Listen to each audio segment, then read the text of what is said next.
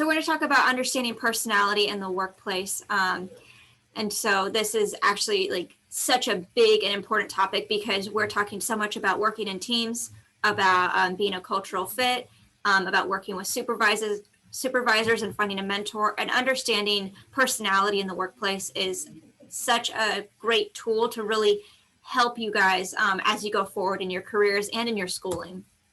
So we have Krystle with us. She's our audit coordinator. Krystle's been with Smith Marion for, it'll be 3 years in March. She is a notary. She's on our marketing and recruiting committee teams. And so she actually helped put this entire event on. So you can have her to thank for all the, awesome things that have happened these past couple days. And I have her contact information up on the screen for anybody that wants to send her an email or connect with her on LinkedIn. She's not going to share her camera because she is at home and as kids who'll be running around in the background possibly. And so, but you'll have a chance to just hear from her today. Krystle, I'm going to turn it over to you as I open up the PowerPoint. Okay. Yeah, hi. And my kids should not be running through the background, hopefully, but the laptop I have at home is not my work laptop or my work computer. And so I can't put a screenshot. So I don't want you all to see my messy bedroom because I have to work it from home. This is a topic that Krystle and I absolutely love. So we're really excited to talk to you guys about this today. Were you guys able to all take the tests? They did. They all sent me their results. And Krystle, I'm sorry I meant to provide that to you in advance, but I do have a slide that we'll get to a couple slides in that has everybody's results. So. Oh, okay. Okay, so I already kicked it off a little bit, but just this is so huge when we come to talking about the workplace and leadership and working together as a team. Understanding personality can make or break a relationship, because I have seen over the past 7 years that I've been here just a huge shift. And one of the things that made a really big difference is when we started utilizing personality tests and we started really understanding how they worked. Because in the past, I'd have people come to me and say, so-and-so and I don't get along. This is the conflict that we're having. And they're difficult to work with. And now, over the past about 3 years now that we've been really utilizing personality testing and helping people understand how it works, now I have people come to me and say, I'm not seeing eye to eye with so-and-so. Can you help me understand what about their personality type and what about mine might be causing a problem? And so now we're not just looking at issues as me and this person are different, we don't get along, this isn't working. Instead, looking at it as we're different people and we're wired differently, and I could be doing something that's making this person frustrated without even realizing it. Yeah, I have to say that it can also help repair relationships too. So there's someone in the firm that would give me something, and the cross-reference report that I'm checking against the report that's in the binder wasn't matching. Numbers weren't matching. And I kept sending her, I'm like, on the balance sheet, the expense line or whatever line it was. And she kept sending it back and like, no, it's fine. I'm like, it doesn't match. And I was getting so frustrated. I went and talked to Hannah, and we looked at her personality, we looked at my personality type, and she's like, why don't you try highlighting it? So I highlighted it and sent it back to her. And she's like, thank you so much. It is so hard for me to figure out where it is on there. Highlighting it makes all the difference. And from then on, everything's been fantastic. So just those little things of she's more of a visual person than reading it and trying to find all of these, 10, 20 different lines that don't match. It was easier for her to see it with it being highlighted. So there's a lot of different kinds of personality tests. I didn't even list them all. I just listed a fraction. There's Colby, there's DISC, there's Hexica, there's Enneagram, there's Value and Motives Inventory, there's the Hogan Personality Inventory. There's so many ones out there, and they all do, a lot of them do similar things with slight differences. And so you, in the workplace, will want to find the right personality test to use for the situation. I'll move forward. I'm skipping ahead too fast. Krystle, did I take your slide? No. Am I not sharing? No. Oh, thank you. Okay, let's see. Is that better? Yes. Okay, perfect. All right. So these are like the 4 main personality tests. Well, I guess the Berg assessment isn't really a personality test, but it does factor in a little bit that we use. We use the personality lingo, the colors test that you guys took.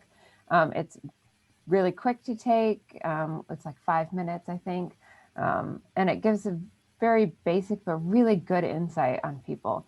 We also use Myers-Briggs. There's a website called 16 Personalities. It's free to take it, and it has a lot more in-depth insights on how you are in the workplace as a subordinate, as a manager, as a coworker, and then like relationship stuff too. And so I find that that one's really fascinating to read about people, especially if you've known them for a little while now and you find out what their personality type is and you read about them. Like I read about my husband and I'm like, oh, that's exactly him. It makes so much sense. Clifton's Strengths is a really awesome book and they have a test. And so you take this test and it tells you, I think it's your 5 basic, It's your right? 5, yeah. Yeah, 5 basic strengths. And his whole principle is to work on playing to your strengths instead of trying to figure out where you're weak and build up your weaknesses, is using your strengths. And so we use that one a lot here, especially when building teams and everything. We look a lot at like, okay, we don't want too many people that have context as their main, one of their strengths, because then you're not getting a variety. And we find that it's a lot easier, just like with the colors test. If we have a whole team full of just blue people, it's going to be, everything's very emotionally charged and based on emotions and feelings and like, oh, I like this because it makes me feel good. Whereas it may not be very practical. And with like greens, you have, if you have a group of all greens, they're all very excited and they all have tons of ideas, but it's harder for them to kind of narrow it down and really agree on things. So if you have a variety of people, I find that it's easier to come to those, conclusions of which one is the best one for that particular situation. And then the Berg assessment, we use that when we do our hiring. And it doesn't necessarily have personality, but it has other traits and stuff. I don't know, Hannah, do you? I'll explain the Berg. Yeah, the way Berg works is we send them a job description and Berg creates kind of the key indicators that somebody who would be a good fit for that job would need.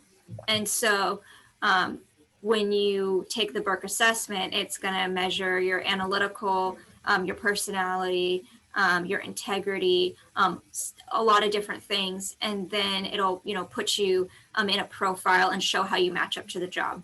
And so when we're doing that, we're not looking for a perfect fit, and we do read it because sometimes the computer is wrong with their assessment of if that person would be a good fit. But companies do things, not just Berk, there's other ones out there. So you might be looking to get a job and the company might give you an assessment to take. And so that's because they're looking to see, based on, your traits, are you a good fit for the position?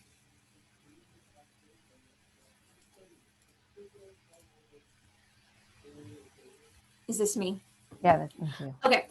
So we use personality tests to help hire the right team member, to, foster good communication and help people understand themselves and their coworkers better, to help understand what people's strengths are. A lot of times I look at somebody's Myers-Briggs and I see a strength that isn't recognized yet. And so I'll talk to them about that and go, let's have you try doing this because, this might be one of your strengths and let's find out. So sometimes there's strengths that aren't discovered yet because nobody's called that out yet. And then balancing out committees. We do try on our different committees to have a well-rounded team and to have people with different perspectives, because we're not looking for everybody to have the exact same ideas and have the exact same perspectives. Krystle and I work very well together, but we're very different people. And so it helps to have somebody who can push you in the right way. It doesn't, having a good team relationship doesn't mean that you agree on everything, but it means that you can have healthy disagreement. So pitfalls in assessment tests. So if you answer how you think you should answer it, not how you truly feel, it will skew your results a bit. And if your results don't accurately reflect who you are, you might not get an interview.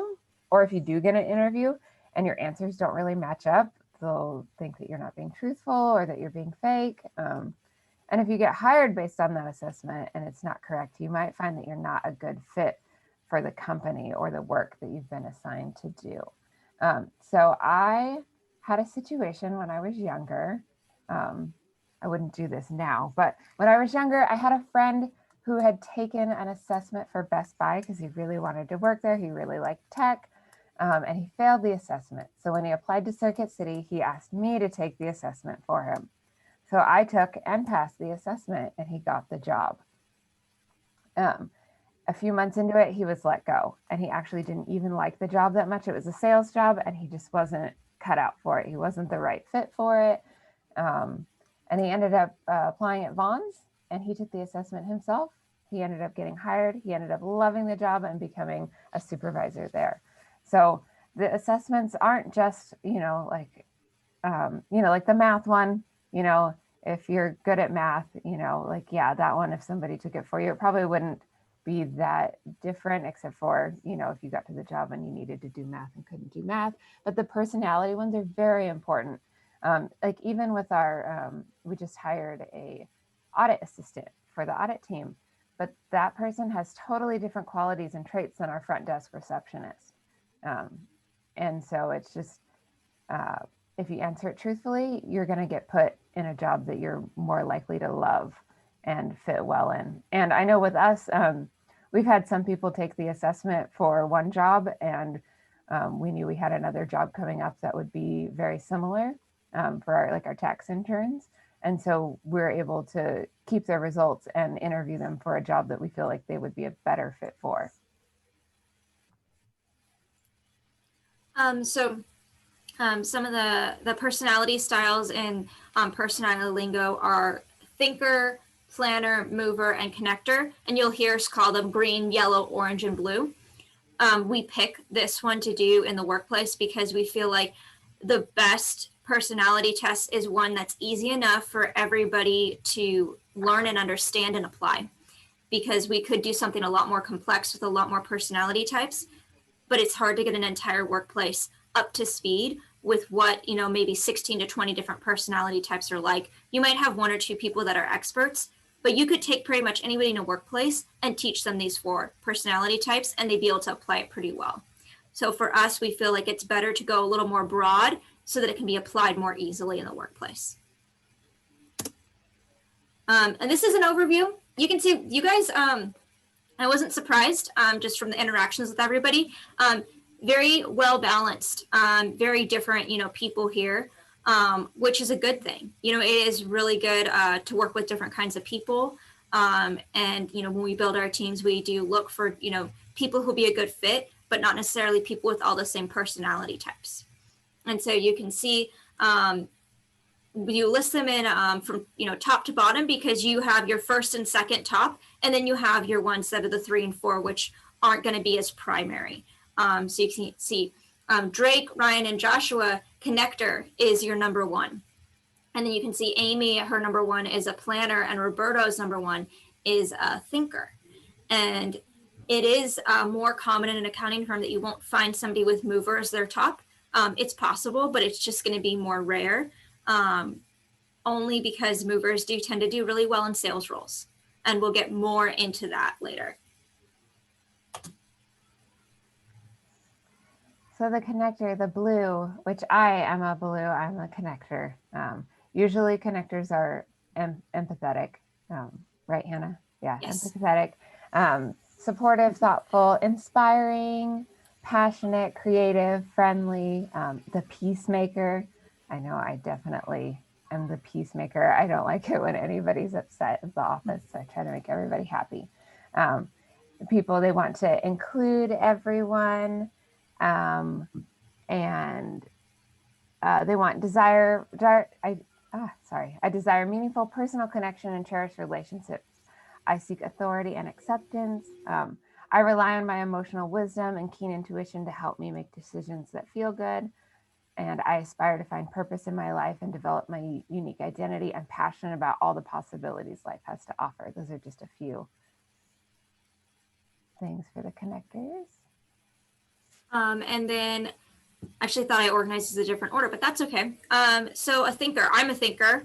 And the thinker tends to be more abstract, more strategic, very logical, and they can be ideas people. And so usually the thinker and the connector are on opposite sides, and so they're normally opposites to each other, but it is possible to be a thinker at first and a connector second. So you can see that that's why Krystle and I kind of balance each other out, is because we have different strengths. So I might want to make a decision that is a good decision, but a lot of people will be upset about, and Krystle will push back and go, but that'll make people upset. And so we can find a balance between how do we make the best decision, but also do it in a way that doesn't make people upset. And if I didn't have Krystle, I might just make decisions and people would feel upset about them. You know, so again, that's why it's really good to have people that are different than you are. And so you'll see, you know, a lot of our partners are thinkers. It's, you know, very, very common. But again, any of the personality types is able to do well in any position. And so they're independent. They ask lots of questions. They're very tenacious. And the planner, this is Chad, correct? Yes. So Chad, one of the partners, is a planner. They're very organized, accountable, timely, very consistent, traditional, law-abiding, hardworking. Rules are made to be followed. We've always done it that way. Chad is a little bit harder, like whereas Hannah is very forward-thinking and like, oh, we should try this. Chad's like, no, this has worked really well. Let's keep it this way. So it's really good that Hannah interacts with him a lot with that. And so she's always challenging him to like think outside the box, you know. They're very structured, organized, and thorough. They have the ability and determination to complete their goals. They value consistency, security, and commitment. Most comfortable with clearly defined roles and expectations. And they rely on sound judgment of what is right and wrong to make decisions. They have their plan and they're sticking to it. And then we have the movers. So the movers tend to be very charismatic, very entertaining. Like I said, they're great salespeople, and they're really good at doing things on small timelines. So they're the opposite of the planner. So if you tell a planner, this is due in 2 hours, the planner is going to go, I have everything planned out already. I need at least 5 hours to get this done, and you've messed up my schedule. And they're going to feel very frustrated. If you tell a mover, this has to be done in 3 weeks, they probably won't start it until the day that it's due. Now, that doesn't mean that they won't get it done well and it won't be a good product. It's just that they work differently. They respond really well to small deadlines and urgent tasks. So if you tell them this has to be done in 2 hours, they're going to be like, great, I love a challenge. Let me drop what I'm doing and get this done right away. So you're just looking at people who are driven by different things. So the planner is driven by consistency and their ability to plan their lives out, while the mover, they are, you know, driven by challenges and by giving things on a short timeline. They are very spontaneous. They're charismatic. They're great negotiators. They're very straightforward. They love competition. So that's kind of just to give you a picture of like what a mover is like. So relating to connectors, a way to relate to connectors is maintain a pleasant environment, give individual attention, especially if you're a supervisor and you have connectors underneath of you. That individual attention is very beneficial to them. Point out how well others will benefit from things. They like thinking about other people. So that is a good way to relate to them or motivate them. You can turn to connectors if you need validation or a mentor or a friend or creative ideas or help with something. They're always willing to jump in and help.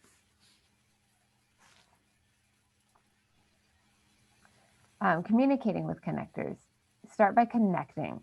If you can find a common interest, like, oh, I have a cat too, or, you know, I love Disneyland, things like that, that usually helps with the connectors. Have patience with them, listen for their concerns, hear them out, use gestures of friendship, focus on what you agree on. Be tactful when offering feedback. Never shame or embarrass them. And the connector strengths. To foster in an environment for connectors to flourish, turn to them for actions that bring out the best in themselves and others. So they're great at listening, mentoring, recruiting, creating, guiding, imagination, leading, training, tolerance. So thinkers, when you're working with a thinker, realize that they have feelings. Sometimes it's easy to think that somebody who's a thinker doesn't have feelings. Recognize that for them, competency is super important. And so they're going to always be looking to get things done as efficiently as possible. Appreciate that they have varied interests. Honor their need for privacy. Thinkers do tend to be very private people. And it depends. Again, that's the thing to remember with each of these different personality types is you have the ability, even though you might have a primary type, to put other characteristics in with your personality. So even though I'm a thinker, I'm not a very private person, but I do know thinkers that I work with who are very, very private people. And so again, just kind of like learning to see the differences in yourself and in others, and not putting anyone in a box. You can turn to them for firmness, objective decision-making, to learn, to get something fixed, for critique. They seek to express themselves by being competent in everything they do. So a thinker could struggle if they're doing a task that they're not very good at. And so that could be a challenge for them. When you communicate with a thinker, so it's the opposite of a connector. When you go into a connector's office, you want to start by doing some small talk. With a thinker, you can get straight to the point. It's not going to, make them feel like you're being rude. It's not going to make them feel, bothered. And so when you talk to them, you can get straight to the point, but they might need time to think. So when I talk to Pete, a lot of times he nods his head for a while, and I'm used to think he wasn't listening. But then I realized that he just was considering what I was saying. And so remember that sometimes they need a chance to think. You're going to be able to appeal to them best if you stick to logic. And so when you're trying to, make it a point to a connector, you might be doing it based on feelings and based on how other people will benefit. But when you're talking to a thinker, you're going to go, what's the logic behind this? Why do we need to change? Why do we need to do this differently? Rather than basing it on feelings. They like to debate for fun. And it's good to avoid small talk. Some of their strengths, they are very determined. They are theoretical. They're great problem solvers. They're really good at diagnosing problems and analyzing things. They're very curious. They have good technical know-how. They're very inventive, and they like to map things out. Planners, relating to planners. You can count on them. Be mindful in your use of resources. Offer opportunities to express traditional values. Show them how much you value their efforts. Turn to planners for, of course, planning, responsibility, trust, details, the correct way to do something, rules or a policy, and fairness and accuracy. Communicating with planners, you want to be specific. Save surprises and novelty. Don't interrupt them. Plan ahead. Stay on target. Apologize when appropriate. Appeal to their sense of right and wrong. Acknowledge their hard work. Maintain composure and be consistent. And this was something I had to learn because our firm bookkeeper who does all the bookkeeping for the firm is a planner. And with policies, I tend to go, if the policy is there, but if you drift away from it, as long as you get the end result, it's fine. And that caused a lot of issues with the person I was working with, because they call me and go, well, why did you do this differently? And I'd be like, well, it's similar to the policy. And they'd be like, well, did you change the policy? And I'd be like, well, no. And they'd be like, well, why aren't you following the policy? And I didn't understand originally that I was really causing her so much stress and anxiety. And I was actually causing her to go back and spend more time on her work because she was trying to figure out why I drifted. And so I had to adjust what I was doing. And I had to realize that if I was going to do something differently, I needed to at least tell her. So now, if I, for whatever reason, if I have to do something differently, I'll send her an email and say, just so you know, I did this differently and it's because of this reason. And she appreciates that. And now she's not as stressed out as the stress I was causing her before. And the strengths of the planners, they're accountable, they bring order to chaos, dependable, they follow and enforce the rules, following directions, responsible, planning, obviously, organizing, handling details. They're very time conscious and punctual. Yeah, you can count on if a planner tells you that they'll get something done by a certain due date, that they will get something done by a certain due date. And planners are most comfortable when they know what to expect. So if I'm gonna, come up with a change that I want to present to a planner, I won't just call them up, interrupt their day, and start telling them my idea. I'll tell them, oh, I'd like to talk to you about this, and see when a good time for them is. That way I'm not just catching them off, surprise, especially if what I want to change is something they've developed. If I'm going to change something that they put time into, I want to be aware that, like, if I could hurt their feelings without meaning to. Movers. Okay, so when you're working with a mover, the best example I have of a mover is Pete's daughter, Megan. And she's a nurse, but she used to work with me back when she was in school. And she is so much fun. She works faster than anybody I know. She'll cut corners to get something done quickly. And so that's why the planners and the movers are the opposite. Movers tend to be super optimistic. They tend to, people tend to really like them. They'll walk and talk. You'll see them, doing things very rapidly, moving around the room very quickly. They're funny. They're very blunt. They'll give you straight answers. They're good at troubleshooting and good leaders. They're excellent negotiators. And it's important when you're working with a mover to avoid slowing them down and to understand that they do like to live in the moment. And if you're going to present an idea to a mover, be prepared that if they don't think it's a good idea, they'll tell you. And they won't tell you, they'll just tell you without maybe realizing that you might have hurt feelings.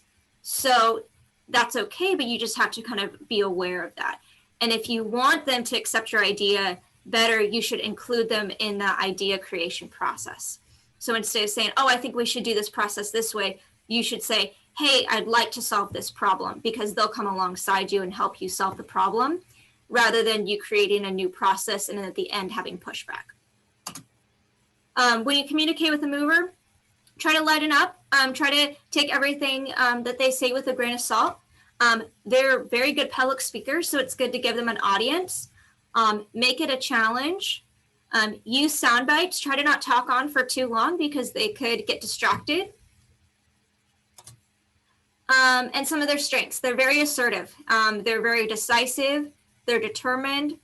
They're direct communicators. They're hands-on. They're good at doing lots of different things at once. Like I said, in a pinch, if you have a task that needs to be done on a short timeline, they're the person to turn to. They are not afraid of taking risks. They're resilient and they bounce back easily. They welcome adventure.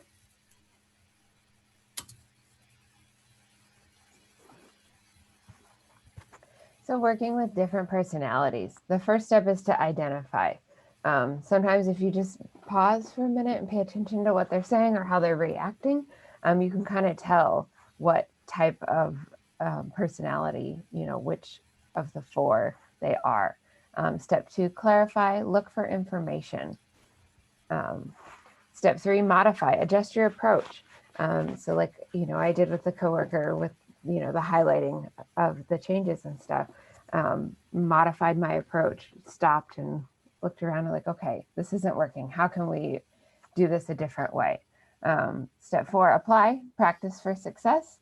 So if you find something that works with one particular coworker, keep doing it. And then if you have other coworkers that seem to do well with another way, if it's possible, I find that it is it's nice if you're able to kind of tailor that a little bit. If you have other people that are would prefer you to not highlight things and just tell them it's on this page, can you fix it? That it works well with them. And step 5, verify. Double check with them and make sure, like, is this the best way for me to let you know of these errors on the page?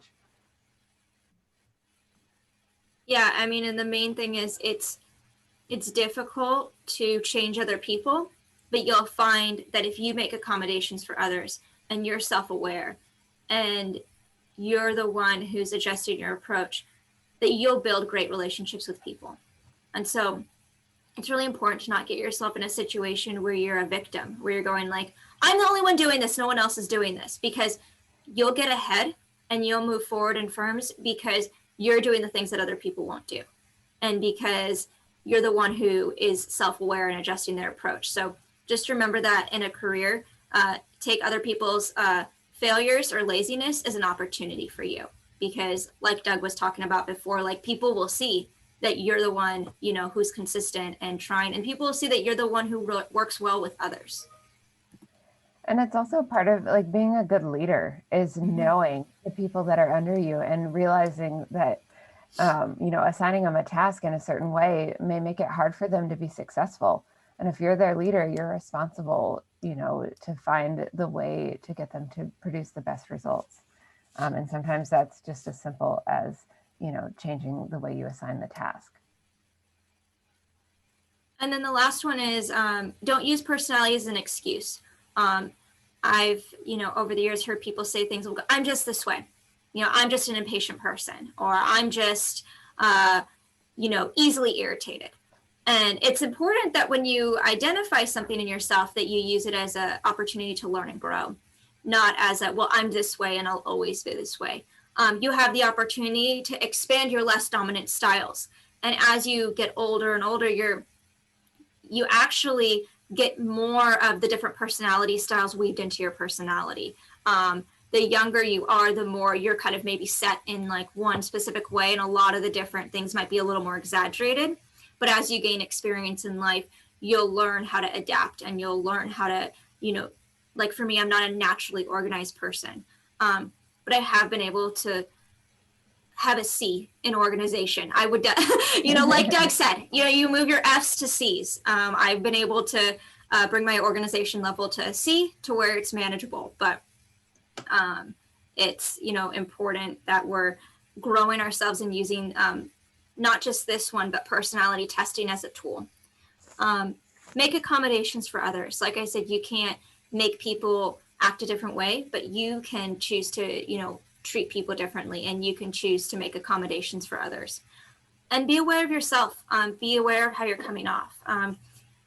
You know, if you realize that you might have come off as rude, or you might be rubbing somebody the wrong way, it's okay. You just adjust and you try again. And that's the thing to remember is I've seen so many relationships over the years go from being, you know, kind of contentious to resolving themselves. And it's very easy to resolve things just by making minor adjustments. There was an issue years ago where I had 2 team members who sat next to each other and drove each other crazy. And one of the things that like we found was happening was the guy liked to work in complete silence, and the girl tapped her pen a lot and liked to talk a lot. And she felt very put off that he wasn't talking to her, and he felt very put off that she was talking constantly and making noise and tapping the pen. And so I had to help both of them understand that like they needed to both make an accommodation for the other. He needed to find time where he could talk to her and engage with her, and she needed to try to focus on her work a little bit more and not interrupt him so often. And so that did help the relationship over time. So, you know, sometimes it's minor things that are just personality traits where you just work with someone who's different than you. Recognize what energizes you. Your personality type can really help you learn the things that get you excited to go to work. You know, for me, I get really excited by new projects and by strategic thinking. And so, you know, finding like what gets you energized and looking for opportunities to work in the things that make you energized is going to be a way that kind of keeps you engaged in the workplace. Did you have anything to add, Krystle, before we go into questions? Don't think so. Okay, we wanted to save time so we'd have a chance to kind of, talk about this and answer anybody's questions. Does anybody have any questions? I just find it interesting that it comes up this much in the workplace more than anything. Mm-hmm.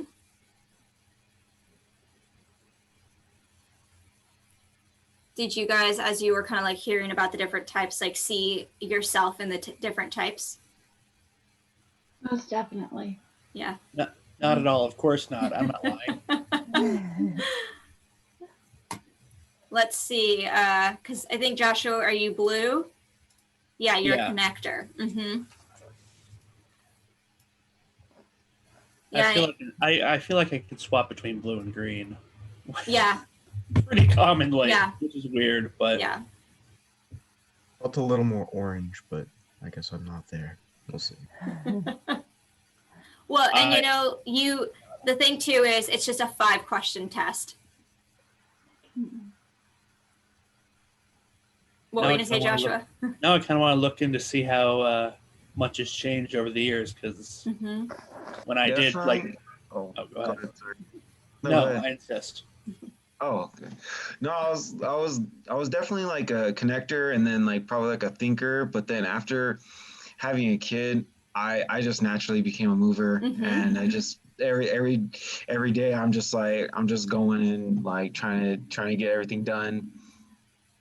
At the end of the day. Mover by necessity. Yeah. Yeah, life things will change you. And sometimes you'll find that you are one color at work and one color at home. I'm much more of a blue at home and much more of a green at work.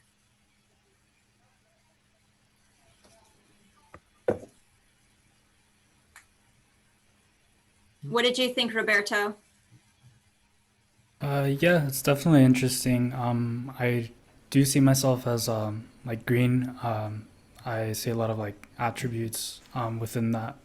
Definitely also with like a planner. I'm not really like the kind of person that like you're kind of just given a task and then like finish it real quick, because I like to really like take my time and be like very meticulous about my work. So I don't really like to rush through a lot of it. So that's also definitely up there. Yeah, you learn to work with different kinds of people. Like I've learned that if I turn something into Chad, it needs to be done. But if I turn something into Doug, I should turn it in as a draft. And it's like just personality types, it's like for Doug, it's like, it's easier for me to just start it, but not make it completely done, because then I can get feedback. But for Chad, it's like, if I were to turn in something half done, he'd be like, why did you turn this in? So it's very, you learn these things, See, I find that different because like with Doug, if I turn something in and I haven't like fully researched it and I send him like a report and he's like, what are these numbers? And I'm like, oh man, like this doesn't match. Then I get stuck. So I have to like really make sure that my stuff is complete when I send it to Doug. And that could just be our 2 different personality types there. I think it's the kind of work that we're turning in. Well, that's true. Because like when I'm turning stuff in, it's all HR stuff. And so it's like presentations and, stuff that is a little more collaborative. Yeah. And mine is numbers report. And I find like it depends on the situation. A lot of times I like to be the planner where I have everything set out and, okay, I have my day planned out and ready to go. But other times, if somebody hands me the report and they're like, this has to go out today, they have a hard deadline, it energizes me for that moment. But I don't think I could do that every day. I think it would get exhausting after a while, but I do like that every once in a while, those rush projects, you get to get it done and get it done right. And it's so rewarding. But I don't think I could do every task that way. I mean, as long as you're equipped to do so, it's when you have the last minute and it's not feasible. Yeah.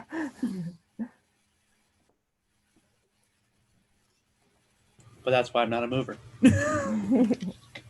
And also when you start to understand this, then you start to also see it in your friends and your family members and the people you live with. And then that becomes really interesting. But Myers-Briggs is another good one because it's a much more expanded one. And so if you guys have taken that 16 personalities before, that one is free. Myers-Briggs is costs like $25, but you can do the 16 personalities for free, and it's shorter, but it's just as accurate. Because I've taken both and, get the same answer, each time. But yeah, it's definitely helps when you do something that's a little more strengths-based, and then it definitely helps you learn what your strengths are and maybe tap into some strengths that you haven't used before. So what is your Myers-Briggs? It is an ENTJ. So that's extroverted, intuitive, thinker, judger. So with Myers-Briggs, you have extroverted versus introverted. And then you have thinker versus feeler. Thank you. That's me. Right. So that's the empathetic versus, are you making choices based on, empathy and how everyone else will benefit? Are you making choices based on like objective? And so that one is where you make your decisions. And then you have the S versus the N. The N, and that's the sensory versus the intuitive. So an intuitive person is going to be, I think that this should be this way because of an idea I have or a concept I've thought of. Well, a sensory person is going to go, I think we should do it this way because of facts and past data. And so you have the planners or the S's. And so they're going to make decisions based on like, well, we've done this way before, or other people have, or research shows this, while an intuitive person might be like, I don't have a reason to say this is a good idea, but I heard of people doing it before, and it seems like it would work in this situation. And then you have the J versus the P, and that's judger versus perceiver. So a judger is going to be organized, and they're going to plan their day out, while a perceiver is going to be the kind of person that's like, I'd rather keep my options open, like the mover, and see how my day is going to go, and then form a plan based on what gets thrown at me.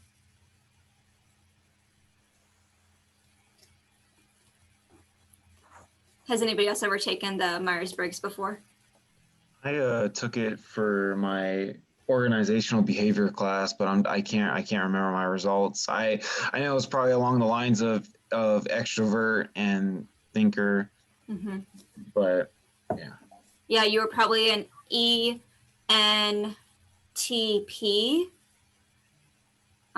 It would just depend on if you were more sensory or more intuitive. Okay. But yeah, once you start to kind of like, studying it and looking into it, you can kind of talk to somebody, and after asking them several questions, you can pretty much pin them pretty closely to what they would end up if they took the test. Becoming our own little psychologists. Yeah, no, you're like, wow, I feel like a psychologist right now. The strengths test is really cool. You can buy the Clifton Strengths book for $20, and it comes with the test code. And that's just so awesome because it shows you your strength themes, and it gives you a bunch of different things you can do to help grow those strengths. So when I took it, it said that communication was one of my strengths. And so it said actively look out like opportunities to do presentations. It had like 20 different ideas that I could do to grow my strengths. Because the idea is that in each of your strength themes, it just takes a little bit, like Doug said, to really grow in that area, whereas you might have to work hours and hours and hours just to get a little bit better on a weakness. So as an employer, how do you guys sort of factor in that employee? Like what percentage of your personality test do you guys factor into that? So it depends. Because we've been messing around with our hiring a little bit and like trying different things. We were sending people the assessment before we even did an interview, unless we had made a prior connection. So if we had already talked to the person and we kind of had a good feel for them, we would factor that personality test in less than if we had kind of like a blank slate. And so I would say like the personality testing is probably weighted more heavily in the initial decision of should we interview them, and weighted less heavily after that fact. No, Krystle, do you have anything to add to that? No, I think you're right. Like we definitely, like in the beginning, we're like, okay, should we interview this person by looking at their resume and like if we had interaction with them before, and if we're like, yeah, their resume seems pretty good, but we don't really know them, let's send them the assessment and see how well they do, and if they score, well or within our ranges, then we do set up the interview. But then after that, Hannah's right, we don't use it too much after that. The great thing about the Burke is it does give us interview questions to ask them. It has a statement for us to read, and it says basically like, would you say that you are more of an organized person? And then it has a question of like, give us a time, where you had to work with a coworker that was extremely disorganized, and how did you, manage that? So it has a bunch of questions in there like that. And so we do use that a lot for the interviews. I find it particularly. Go ahead. Oh no, it's fine. It's all you, Josh. Oh, now my stuff's not going to be interesting. No, I find it very interesting how these things change over time. I mean, Drake mentioned as soon as he has a kid, he, jumped up to mover significantly. Whereas when I took like the Myers-Briggs 7 or 8 years ago, I was an INTP, which was very, very, very focused, like thinker. But I think I've really gotten more empathetic over the last 10 years, and I think it's kind of taken over. I mean, I just took it relatively recently, and it was INFJ now. Big old shift. Yeah. That's what I am. I'm the INFJ. Yeah. But I've been that way my whole life. But like my sister in high school, totally different personality than she is now. The only thing that's the same is that she's an introvert. She had a total shift. So, but I think it depends on, your life experiences and the things that change you and the workplaces that you've worked in and the experiences you have. Well, and also traumatic and life-altering events can completely shift your personality. There's like all this psychological research done just about like people who go through, they actually call it a psychotic death, where they actually like completely change their entire personality because of some sort of traumatic event that they went through. And it's very, very interesting. But even just normal events, I mean, when I was in high school, I was a feeler, not a thinker.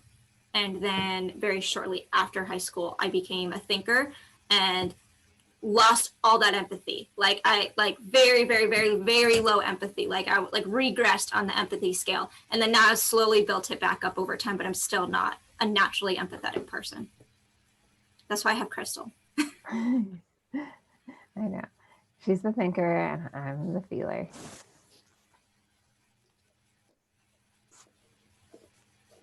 So, and it helps too, like in the workplace, I like to make decisions based on how other people will feel. But Hannah will come in and be like, no, we can't do that. And here's why. And she's very logical about it. Like, yeah, people will feel good about it for a little bit, but in the end, it's not going to work out very well. So it is nice to have that person that you can, bounce off of and collaborate with that is so different from you. Yeah, I would say like definitely find that person, like when you're in a workplace, like find that person that, like will give you an honest answer, and that you can, like share an experience with, and you have the ability to be honest with them and they're able to be honest with you, even if you completely disagree with each other, without being mad, and like when you find those people, like they really help you grow in the workplace. Yeah, I know. I use Hannah a lot to read my emails and send her the email and be like, okay, I'm supposed to be being firm with this person. Does it sound firm? And not, too nice. Like, oh, if you get time, could you please, instead of, that it's hard for me to say, please send over this, document now, or please send your payment now. And so Hannah helps me adjust that a little bit. So it's not as soft and it's a little bit more firm, but not mean. So I tend to go one way or the other. Sometimes it's mean and they're like, oh no, that's too mean. You can't say that.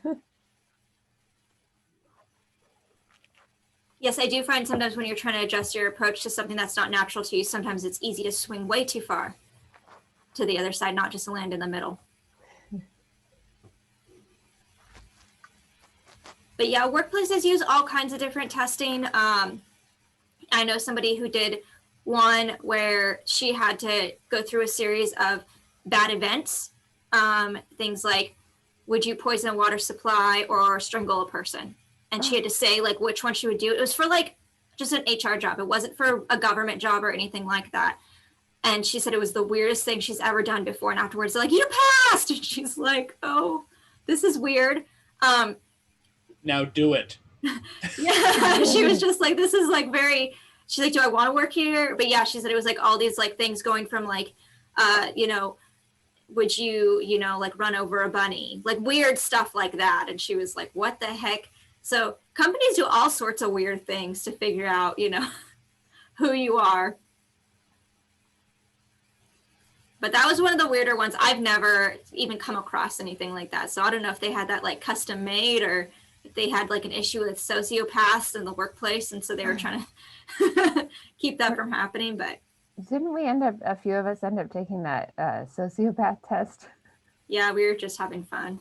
I know. We all scored very low, though. We were all not sociopaths, so that was very nice. Very reassuring. It's a comfort.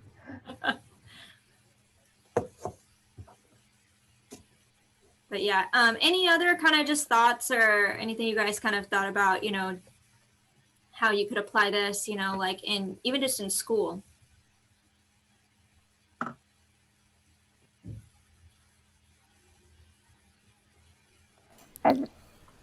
I guess like when working in groups, you could like utilize a sort of personality test to kind of see where everyone fits. Mm-hmm.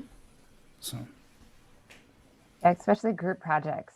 If you kind of know your classmates and know what their personality types are, and you have group projects and you have certain assignments to split it up, sometimes kind of knowing that you can assign people things that they'll actually probably get done.